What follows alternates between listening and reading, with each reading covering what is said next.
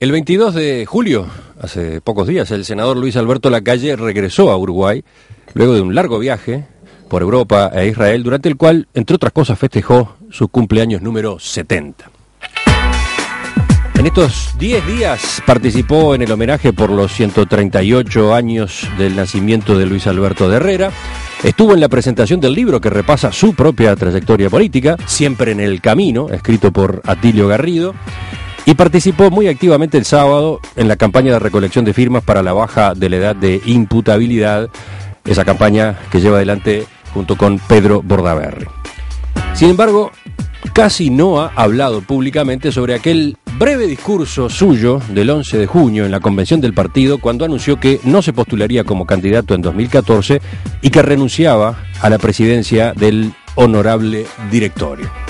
Bueno, para analizar justamente aquel paso que tanta repercusión tuvo entre los blancos, para hablar también sobre algunos de los principales temas de la agenda política de hoy, es que recibimos esta mañana al doctor Luis Alberto Lacalle.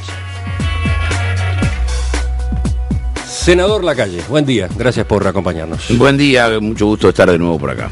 Aquel anuncio suyo del 11 de junio en la convención del Partido Nacional fue muy corto, los periodistas lo cronometraron, 40 segundos duró. Y después se fue de viaje 40 días. En definitiva, casi no dio explicaciones públicas, por lo menos, de aquellas dos decisiones que tuvieron tanto impacto entre los blancos. Vamos a eso, en primer lugar. ¿Por qué dio aquel paso en ese momento? El paso ha sido largamente meditado en mi fuero íntimo y en el fuero familiar, que es donde con Julita discutimos estas cosas.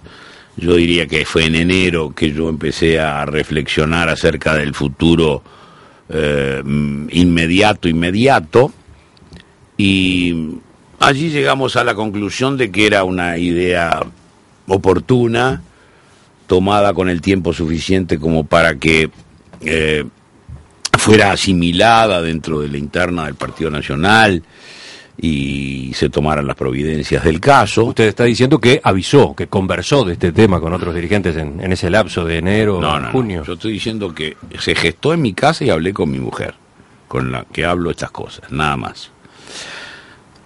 Durante las vacaciones, que también las tuve en el mes de febrero, me fui reafirmando en esto, y cuando se produjo el retorno a la actividad, los principales dirigentes fueron puestos en conocimiento de que yo no iba a aspirar a la candidatura presidencial.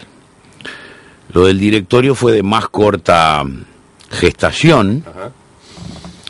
Y creo que iba un poco acompañado de la otra, que iban como acollaradas las dos decisiones, porque permanecer en el directorio, punto más alto de la jerarquía partidaria, alguien como yo, es decir, si hubiera sido alguno de los tantos buenos correligionarios que quizás podrían presidir mejor que yo, pero que fueran simplemente muy buenos correligionarios, pero sin esa actividad que yo he tenido en estos 30 años, si miramos la etapa posterior a la dictadura, pero desde 1958 antes, o sea, son unos cuantos años,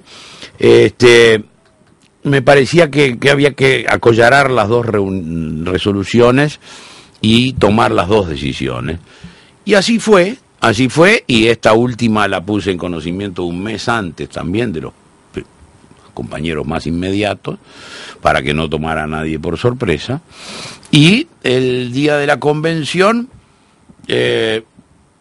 reconozco que debía haber hablado por lo menos 2 o 3 minutos, si no 40 segundos, sí, pero no lo hice por dos cosas.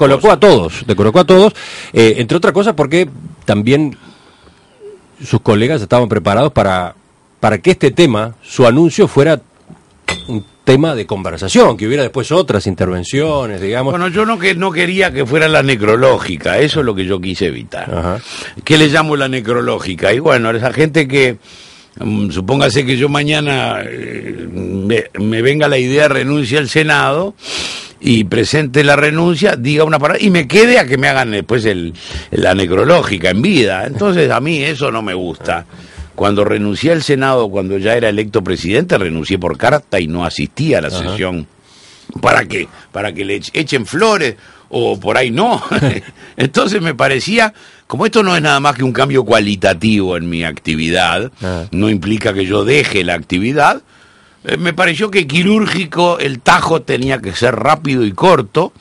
Quizás me faltó, y hago un mea culpa público, agradecerle a quienes estaban allí, no a los dirigentes grandes, sino a los convencionales con los que he vivido tantos y tantos años, haber sido más enfático en el agradecimiento, pero le confieso que también tenía miedo que me traicionara la emoción, y uno no está para mostrar emociones en público. Para mí fue un día singularmente importante de mi vida, y esa tarde en casa fue un día muy particular. Acaba de hacer la historia de los 6 meses durante los cuales estuvo procesando esta decisión, pero probablemente no fue al fondo de la pregunta que yo le hacía, que era el ¿por qué? Esa es la idea. ¿Por qué? ¿Por qué? Al derecho a preguntar está el derecho a responder.